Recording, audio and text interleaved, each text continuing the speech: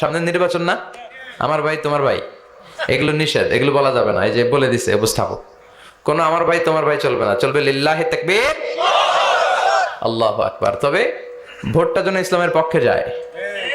কয়েকটা কারণে গোটা বিশ্বে মানুষ আমাদেরকে চিনে।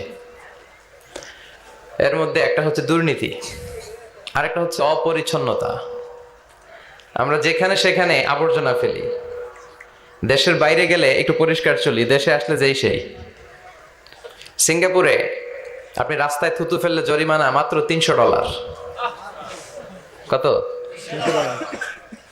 রাস্তায় যদি আপনি লিটারিং করেন, আপনি থ্রো করলেন কোনো জিনিস, চিপস খাওয়ার পরে চিপসের প্যাকেট ফেলে দিলেন, এটা পুলিশ দেখলে আপনারে $500 জরিমানা দিবে।